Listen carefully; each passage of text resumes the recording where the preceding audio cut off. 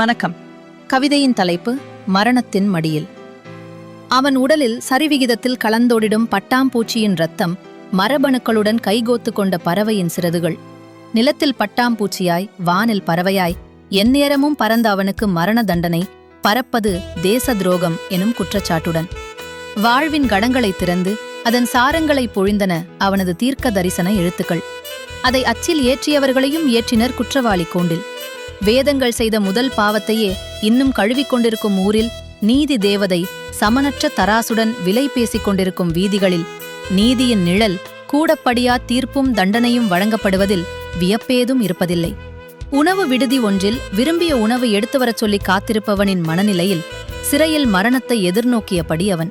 ஒளிபுகும் சிறு துவாரம் போதும் அவனுக்கு இவ்வுலகைக் காண், அதனுடன் பேச. அதில் நுழைந்து வரும் ஒளியின் இளமையில் மின்னலாய், காற்றின் வேகத்தில் புயலாய் மாறிடும் அவனுக்கு குறுக்கு நெடுக்காய் கம்பிகளிட்ட சிறைக்கதவும் ஜன்னலும் மிக பெரும் சலுகை.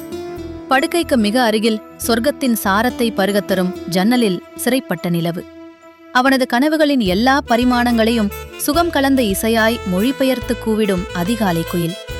மழைக்கால இரவுகளில் கடைசி சொட்டுகளின் தாளத்திற்கு இரவு முழுதும் இசைக்குறிப்புகள் எழுதி தோற்றுப்போனதன் சுகத்தில் நீளும் பின்னிரவு தூக்கம். இவையெல்லாம் சுகமானவை, மிகச் சுகமானவை அவனுக்கு மரணத்தின் மடியிலும். தனிமையின் சோகத்தில் கத்தும் ஒற்றை குருவியைப் போல் ஒடுங்கிப் போவான் என எண்ணி ஏமாந்தனர் அவனுக்கு விலங்கிட்டோர். மரணம் குறித்த மதிப்பீடு மனத்துக்கு மனம் மாறுபடும் என்பதை புரிந்து கொள்ள முடிவதே இல்லை பலரால்.